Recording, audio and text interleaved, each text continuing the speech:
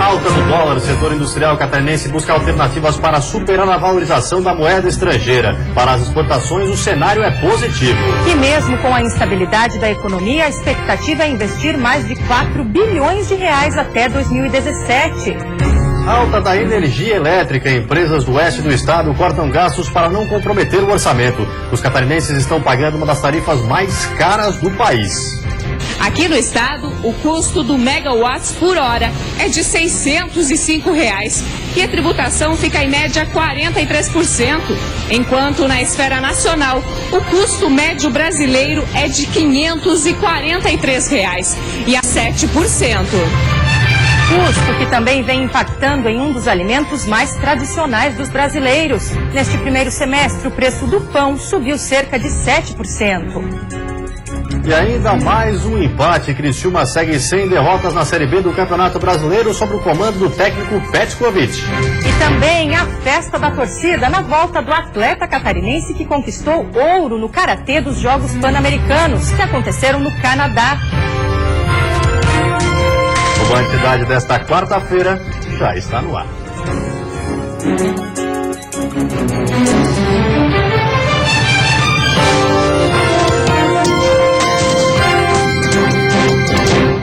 Olá, boa noite. Boa noite. A polícia norte-americana coletou hoje à tarde amostras de DNA da mãe de Emily, a menina que está desaparecida há mais de um ano. O FBI está apurando as semelhanças de Emily com uma criança encontrada morta nos Estados Unidos. A equipe da Delegacia de Polícia de Pessoas Desaparecidas chegou a Jaraguá do Sul no começo da tarde. A coleta de DNA de Josenilda Alves Miranda aconteceu na DPCAM, de onde partiram as primeiras investigações. O material genético foi recolhido pelo agente americano que, por questões de sigilo dos Estados Unidos, não pôde conversar com a imprensa. O caso, que já estava na Interpol, ganhou ainda mais repercussão internacional diante da semelhança de Emily com a foto reconstituída de uma menina encontrada morta em Massachusetts, cuja identidade ainda não foi confirmada. A gente vê os compartilhamentos, quase 1 milhão de compartilhamentos nas redes sociais. Isso num ponto ajuda muito, mas também tem um ponto que atrapalha também, né, que são às vezes informações verídicas, falsas, mas que chegam ao nosso conhecimento. Nós fazemos em conjunto aqui com a delegacia para checar essas informações. Todas elas que chegam ao nosso conhecimento, nós estamos correndo atrás para apurar a veracidade ou não dessas informações. 4 amostras de DNA foram recolhidas. Emocionada, Josenilda contou que não acredita que o corpo encontrado em Massachusetts seja o da filha. Sinceramente, para mim, não é ela. Eu sinto aqui dentro que não é minha filha. Não é mesmo, por mais que seja, difícil de acreditar, mas não é ela. O material genético da mãe de Emily vai ser encaminhado aos Estados Unidos através da Embaixada Americana. O resultado do exame de DNA deve demorar entre 20 e 30 dias para ser divulgado. O procedimento vai ser anexado ao inquérito da Polícia Brasileira, que já soma mais de 200 páginas. Mas agora, com a coleta desse material genético da mãe da criança, vai para um banco de dados norte-americano. E lá pode ser possível a confrontação com outras pessoas que tenham sido encontradas e que não têm identificação. Emily está desaparecida desde maio do ano passado, quando foi raptada pelo pai em uma visita assistida. Alexandre Anacleto foi encontrado morto e carbonizado dentro de um carro um dia depois. Emily tem hoje 3 anos de idade. Quem tiver alguma informação que possa levar ao paradeiro dela, deve telefonar para o Disque Denúncia 181. A ligação é anônima e gratuita. Começou hoje pela manhã em Biguaçu o julgamento dos suspeitos de envolvimento na morte de Jean Carlos Decker, que era funcionário da Band de Santa Catarina. A esposa Adriana da Silva Decker e Alan Rodrigues Nunes são os 2 acusados pelo crime. Os 2 suspeitos chegaram separados nas viaturas da polícia. Adriana da Silva Decker, de 34 anos, é acusada de ter planejado a morte do marido Jean Decker. O músico Alan Rodrigues Nunes, de 36 anos, é apontado como amante de Adriana e acusado de ter matado Jean dentro da casa da vítima. O crime aconteceu em agosto de 2013 em Biguaçu, na Grande Florianópolis. O julgamento, que começou por volta das 10 horas da manhã, deve se estender ao longo do dia. Os 2 réus já estão no presídio desde o ano passado. Adriana cumpre pena no presídio feminino de Florianópolis e Alan está no presídio de Biguaçu. Casada com Jean por 11 anos, Adriana foi apontada no inquérito policial como a principal suspeita de ter mandado matar o marido. No dia do crime, ela saiu de casa mais cedo do que de costume, conforme foi registrado por uma câmera de segurança de uma panificadora que fica próximo da residência. Minutos depois, vizinhos teriam ouvido um som que seria de tiro. Adriana e Jean tinham 2 filhos, na época com 9 e 5 anos, e que hoje estão sob a guarda dos avós paternos. O advogado de defesa da família da vítima deve pedir a pena máxima para os acusados. Acreditamos que será um julgamento tranquilo, né? Com a oitiva de todas as testemunhas e a confirmação do que já foi colocado na primeira fase desse processo, em que foi tudo devidamente esclarecido, né? Resultado de uma boa investigação policial. Jean Carlos Decker trabalhou durante 7 anos na Band Santa Catarina, onde era o responsável pelo setor de tecnologia da informação. A audiência sobre o caso de Jean Decker continua nesse momento em Biguaçu. A expectativa é que o veredito seja conhecido após as 10 horas da noite. Um impasse em Itajaí. O Ministério Público determinou que o camelódromo do centro da cidade seja desocupado. O espaço está sendo fechado, mas até agora ninguém saiu de lá. A polêmica do camelódromo de Itajaí se arrasta há pelo menos 3 anos. O prazo para que os comerciantes deixassem o local foi prorrogado várias vezes. Até o Ministério Público entrou no caso. Mas agora não tem jeito. Eles terão que sair até amanhã. Já existe aqui embaixo está em torno de 27 anos, mais ou menos, 28 anos. Está o camelô embaixo desse telhado já. Então a gente fica triste por nós ter que sair nessas condições, enxotados, fecharam tudo, aí você viu ali que já fecharam tudo, nós não temos acesso praticamente quase a nada. A determinação da Justiça para a desocupação do espaço vem embasada na questão de que o local faz parte do patrimônio histórico-cultural da cidade. De um lado da Praça Arno Bauer, a Casa da Cultura Didi Brandão. Do outro, o Museu Histórico, instalado no Palácio Marcos Conder. Se o município não cumprir a determinação, o Ministério Público pode entrar com uma ação de improbidade administrativa contra o prefeito Jandir Bellini. Aquela praça é tombada, né?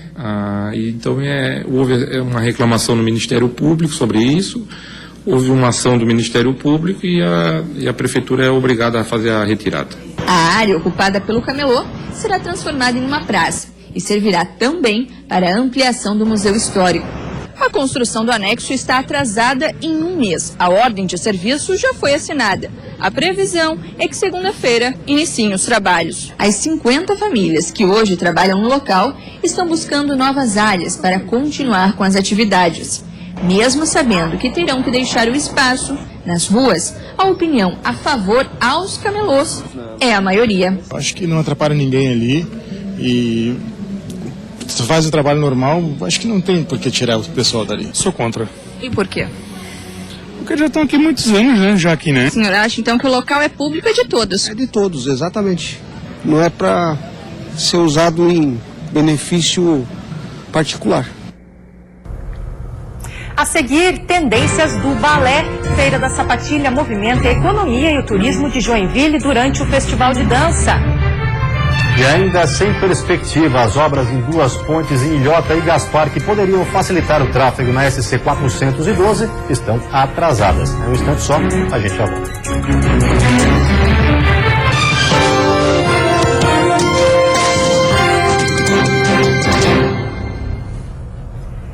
Mercado tradicional do mundo da dança, a Feira da Sapatilha, que acontece durante o Festival de Joinville, foi ampliada este ano. Nossa equipe acompanhou algumas das novidades que têm atraído os bailarinos e visitantes. Entre um passeio e outro, ou no intervalo das apresentações, o passatempo preferido de bailarinos e visitantes é a Feira da Sapatilha. Aqui, eles encontram tudo quanto é produto e novidade do mundo da dança. Nesse estande, o tênis com solado de microbolhas é a sensação de vendas. O calçado tem alta absorção de impacto. A meia calça de altíssima elasticidade também teve boa saída, tanto que sobrou apenas uma cor. Tem uma maciez, possibilidade de trabalhar em fazer ponta, tem causado já bastante sucesso. Todo ano a gente traz um tênis, uma versão nova, né? Esse ano a gente trouxe várias cores à disposição, que também até algumas cores já acabaram. E o pessoal tem gostado bastante do tênis, como da minha calça. As sapatilhas e colãs também fazem sucesso, é claro, mas alguns produtos chamam a atenção pela inovação. O Chinnerina é um deles. O aparelho ortopédico desenvolve o colo do pé do bailarino, o que prepara para o uso de pontas. A gente pensava em fazer com que as bailarinas conseguissem ficar na ponta dos pés, que era a maior dificuldade dela, ter o colo de pé desenvolvido. Aí eu fiz vários protótipos antes de chegar nesse final aqui, que é o que realmente é eficaz. Ele faz com que em menos de 3 meses a bailarina consiga mesmo desenvolver em alguns centímetros o colo de pé dela, o suficiente para ela se manter sem esforço sobre os pés. Quem passa pela feira garante, vale a pena conferir as novidades. Tânia veio acompanhada da filha. As duas não saíram de mãos vazias. Surpreende pela qualidade, né, pelos preços, pela variedade de produtos, com certeza. Cerca de 80 mil pessoas costumam passar pela feira durante o festival. A procura por produtos é tamanha que nesse ano o espaço destinado aos lojistas foi ampliado. E uma estimativa preliminar aponta que as vendas cresceram 30% por aqui neste ano. Além das vendas nos estandes, a feira é considerada pelos expositores uma das principais vitrines do mercado nacional e do Mercosul. A gente vem com otimismo porque sabe que o Festival de Joinville é um polo, né? É um polo de concentração, de visitação de bailarinos do Brasil todo. E realmente a gente veio com muito otimismo e graças a Deus esse otimismo se concretizou, né?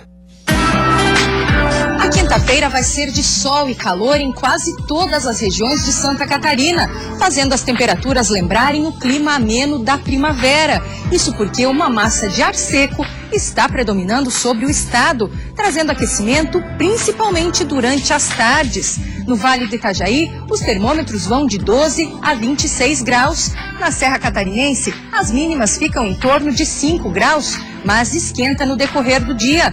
No Planalto Norte, a temperatura vai chegar aos 24 graus e no Litoral Sul, aos 28 graus. No Oeste e na Grande Florianópolis, os termômetros sobem aos 25 graus. E no Litoral Norte, a mínima é de 15 graus, mas por lá vai ser registrada a maior temperatura do estado amanhã, 29 graus. E as obras de 2 pontes no Litoral Norte estão paradas e o motivo é um só: falta de recursos para terminar os trabalhos. A SC 412, também conhecida como Rodovia Jorge Lacerda, faz a ligação de Itajaí a Blumenau. Mas antes disso, outras 2 cidades ficam pelo caminho, Ilhota e Gaspar. Mas as 2 pontes que facilitariam a travessia entre as rodovias 470 e Jorge Lacerda estão paradas. O motivo? Falta de verba. As obras da ponte de Gaspar iniciaram em junho de 2012 e o prazo final seria dezembro de 2013. Mas em novembro do ano passado, a empresa responsável parou os trabalhos. A empresa responsável recolheu todo o material e desmobilizou o canteiro de obras. Para dar continuidade, precisaria de mais 5.200.000 reais. Mas aguarda a liberação do Ministério das Cidades. Por enquanto, 80% da obra foram concluídos. O custo total da ponte está orçado em 43 milhões de reais. Metade já foi quitado pelo governo federal, assim como outros 6 milhões da contrapartida do município de Gaspar. Já em Ilhota, a construção caminha em passos lentos. A obra teve início em dezembro de 2009 e ficaria pronta em dezembro de 2011.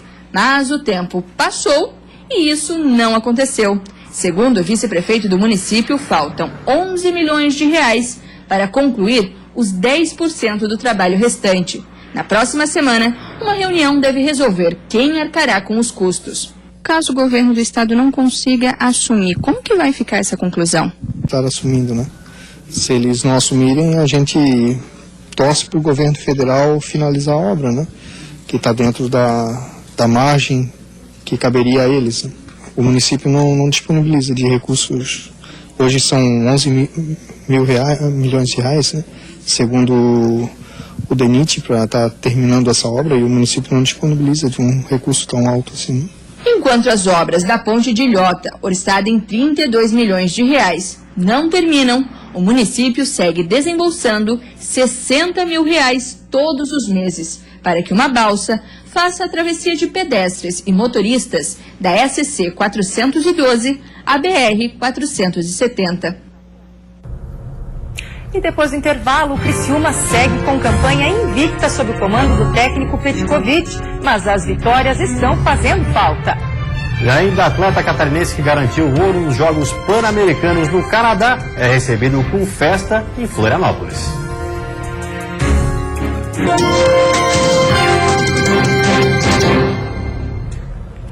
Futebol, o Criciúma conseguiu conquistar mais um ponto na era Petkovic e segue sem perder na Série B do Campeonato Brasileiro. Dessa vez o adversário foi o líder do campeonato, o Botafogo, no Rio de Janeiro.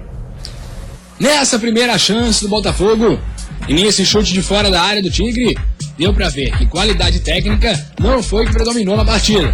Quando o Botafogo chegou um pouco mais perto, foi depois desse erro do Guilherme Santos. GG cruzou, mas Sassá não chegou na bola. O susto deu uma acordada no Tigre. Luca partiu para a jogada individual, mas bateu fraco. E nesse contra-ataque puxado por Maurinho, nasceu a melhor jogada do Tigre no primeiro tempo. Ele avançou, tabelou com o Marcão, mas em vez de tocar para o Neto Baiano que pedia no meio, bateu em cima de Jefferson.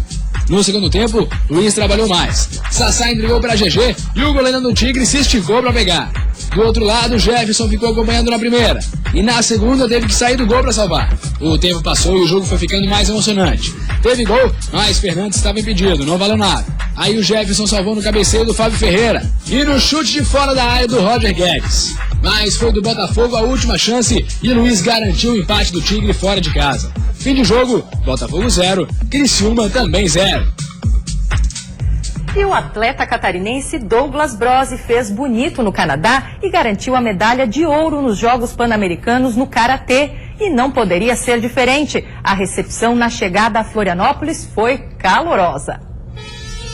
Douglas Brose desembarcou em Florianópolis com excesso de bagagem. Mas esse excesso ele fez questão de pagar. Uma medalha de ouro dos Jogos Pan-Americanos de Toronto, no Canadá, conquistada na semana passada. Ao lado da esposa, a também karateca e tetracampeã pan-americana Lucélia Ribeiro, o bicampeão mundial celebrou com a família e amigos a conquista que faltava em sua carreira.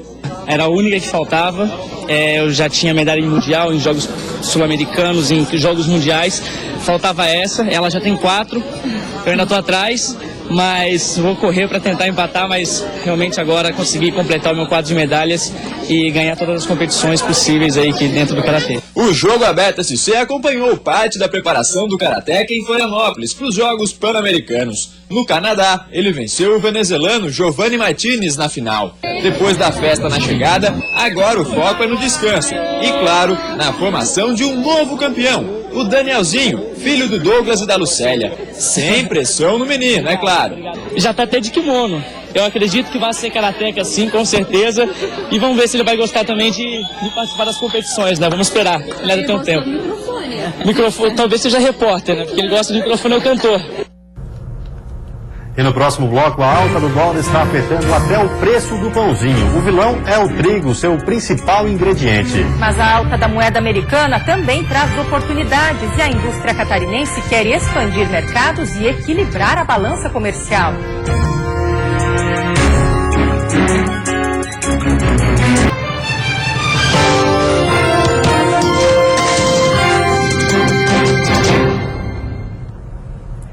Empresários de Chapecó estão preocupados com a alta da energia elétrica e chegaram a enviar um documento para a ANEEL solicitando uma reavaliação dos últimos aumentos na tarifa.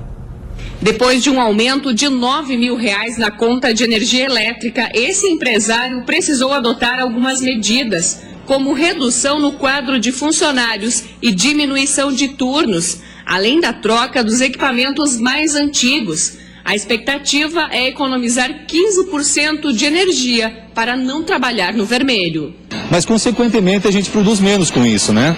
Então, o empresário, mais uma vez, está pagando uma conta, né, por uma ingerência de um governo incompetente, né? Mais impactos negativos na economia do Estado. Esse é o medo dos empresários catarinenses, devido aos aumentos na tarifa de energia elétrica. Os catarinenses pagam uma das tarifas mais caras do país. Aqui no estado, o custo do megawatts por hora é de R$ 605 e a tributação fica em média 43%, enquanto na esfera nacional o custo médio brasileiro é de R$ 543 e a tributação fecha em média 37%. Para tentar evitar um novo aumento que afeta diretamente o setor produtivo e indústrias no estado, a Associação Comercial e Industrial de Chapecó enviou um documento para a Agência Nacional de Energia Elétrica, pedindo explicações e protestando contra novos reajustes. E para nós, para a indústria, para o comércio, para a prestação de serviço, isso se torna absolutamente inadmissível e insustentável. Uma vez que, só para você ter uma ideia, nesse ano houve um aumento já da energia elétrica de mais de 40%. E nos últimos 12 meses chegou ao índice de 95%. E o aumento da energia elétrica também foi decisivo no reajuste de outro produto básico para a população, o tradicional pãozinho de cada dia. O tipo do pão não importa. Tendo farinha de trigo na composição, é preciso desembolsar um pouco mais de dinheiro para comprar. Tudo fica mais caro, tudo. Como é uma coisa que a gente compra todo dia, é uma necessidade, então a gente não percebe o quanto ele aumenta, né? Mas ele está muito caro. De acordo com o IBGE, só neste ano o pão teve alta de 7%. Na comparação com os últimos 12 meses, o aumento foi ainda mais significativo, 8,33%. A culpa está na combinação de 3 fatores: aumentos na energia elétrica, na água e, principalmente, a alta do dólar. Isso porque 60% da farinha necessária para a produção é importada. Se não bastasse os aumentos em geral, os últimos períodos de chuva, principalmente na região sul, prejudicaram a produtividade das lavouras de trigo. E com isso, a conta da padaria pode ficar ainda mais cara. Nesta padaria, o quilo do pão teve reajuste de aproximadamente 5% no último semestre e hoje está sendo vendido a R$ 7,99. Para os próximos meses, a tendência é que o consumidor continue pagando mais e levando menos produto para casa. Eles reclamam um pouquinho porque está mais pesado, na verdade, né? O preço alterou um pouquinho, mas como há necessidade, reclamam e acabam levando, né? Então não tem assim. E hoje a gente está conseguindo manter esse preço, na verdade, há um bom tempo, né? Então daqui um tempinho não tem mais como a gente não soltar. E o dólar atingiu nessa semana a maior marca dos últimos 12 anos. Mas se a alta da moeda traz prejuízos aos consumidores, pode também favorecer a economia nacional. E a indústria catarinense já traçou suas estratégias. A moeda americana chegou a ser cotada a R$ 3,43 no dia de ontem, maior nível intradia desde março de 2003, quando chegou a R$ 3,46. E esta alta impacta diretamente nas indústrias e no bolso do consumidor. Para a Federação das Indústrias de Santa Catarina, o momento da economia é favorável às exportações. O país não pode depender da taxa de câmbio, das oscilações da taxa de câmbio para se tornar competitivo, e sim de investimentos em educação, de destravar as barreiras que atrapalham as nossas exportações, a nossa produção comercial, industrial e por aí afora. Porém, os números já revelam uma baixa nas importações, cerca de 10% neste primeiro semestre do ano, se comparado com o mesmo período de 2014. Já as vendas industriais de Santa Catarina caíram 9% neste mesmo período. Mas conforme este consultor, há saídas para driblar a atual situação econômica desfavorável. Não é só buscar mercado lá fora, mas tem também aqui dentro tentar uma melhor gestão do poder público, em termos de política econômica, e internamente nas empresas melhorar o investimento em educação, em tecnologia, enfim, investir mais no trabalhador. Os consumidores, no entanto, terão menos poder de compra, mas podem aproveitar o momento para adquirir produtos nacionais, que se comparados com os importados, ficarão mais baratos. O brasileiro tinha muito poder de compra frente a outras moedas. O brasileiro tinha muito dinheiro para gastar, por exemplo, nos Estados Unidos. E a gente está retrocedendo. Por isso que o brasileiro hoje está sentindo que o dólar ficou caro. E antes de encerrarmos, uma olhadinha no trânsito da capital. Aí você acompanha imagens ao vivo das pontes Colombo Salles e Pedro Ivo Campos. Movimento intenso nos dois sentidos, mas principalmente para quem deixa a ilha de Santa Catarina. Agora em Florianópolis, 18 graus. Você fica agora com o Jornal da Band. Ótima noite e até amanhã. Boa noite, até amanhã.